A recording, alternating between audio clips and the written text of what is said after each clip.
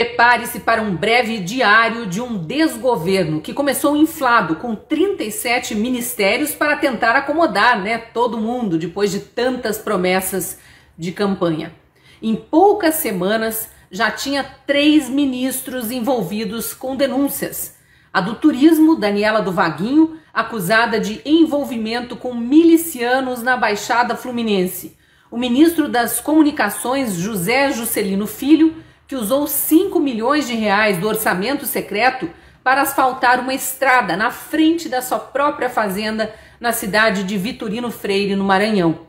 E o ministro da Justiça, Flávio Dino, que teria recebido informações de agentes de inteligência para reforçar a segurança em Brasília, naquele fatídico fim de semana da invasão e depredação de prédios públicos. E não fez nada.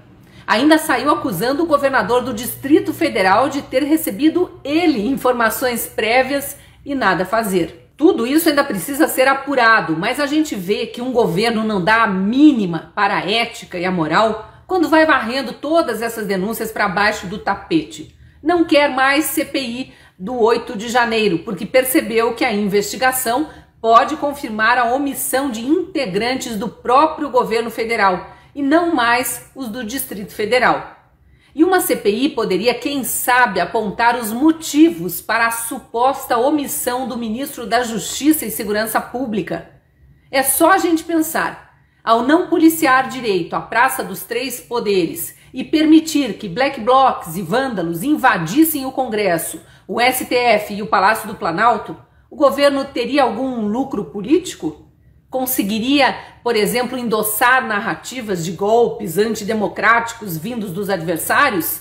Se fazer de vítima? E os ministros envolvidos com questões delicadas, para dizer o mínimo, não deveriam ter sido afastados até que se apurem suas ligações ou movimentações suspeitas? Será que ter como cabos eleitorais integrantes de milícias, que são grupos armados que vivem de ameaçar pessoas e até praticar crimes contra a vida, não coloca a eleição da deputada que virou ministra do Turismo sob suspeita? Os votos que ela teve foram o desejo real do eleitor ou resultado de coação? Será que o deputado que pegou as verbas das emendas parlamentares que deveriam ser destinadas a obras prioritárias no seu estado e usou para asfaltar a estrada que leva à sua própria fazenda, tem mesmo alguma prioridade diferente de beneficiar-se do poder? Deveria continuar no cargo de ministro? O presidente, que nada fala a respeito dessas denúncias, prevarica? Deixa de cumprir sua obrigação moral de dar cargos públicos a pessoas idôneas, preocupadas com o país? Apenas um único mês foi suficiente para vermos absurdos tomarem conta do noticiário. Mas, estranhamente, a mesma imprensa que noticia não tem mais aquele ímpeto de um passado recente para cobrar providências. Joga a denúncia na primeira página do jornal e, diante do silêncio do governante, deixa quieto. A militância idiotizada finge que não vê. E a vida segue aos trancos e barrancos com os 3 ministros nos mesmos postos, fazendo o que bem entendem. Aí começa fevereiro e esse mesmo governo Lula, que mantém no cargo ministros envolvidos em denúncias graves, sai prometendo mundos e fundos para os parlamentares, que estão para assumir seus cargos, em troca de apoio no Congresso para os projetos que vêm por aí. Criminalizar a opinião pública, por exemplo, confiscar bens de opositores apenas porque falaram algo que desagradou a eles e por aí vai.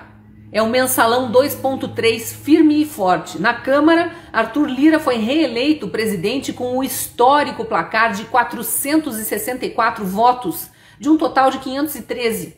É impossível ver com os olhos da ética e da moral lulistas abraçados com bolsonaristas lutando pela mesma causa. A Câmara precisa de toda a atenção dos eleitores a partir de agora.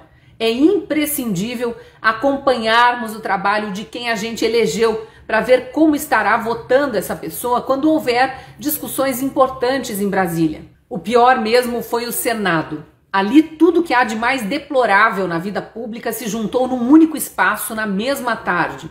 além do próprio presidente Lula, de ministros e outros integrantes do executivo terem invadido a esfera do legislativo para pressionar votos para a reeleição de Rodrigo Pacheco, ministros do STF também fizeram isso, entraram em campo, segundo denúncias de muitos jornais. Eu participei de uma entrevista na revista Oeste com o senador Jorge Seife, de Santa Catarina, em que ele confirmou a denúncia e o ativismo político de representantes do Supremo Tribunal Federal, o que é proibido por lei e passível de impeachment, inclusive. Uai, seu app de vídeos curtos.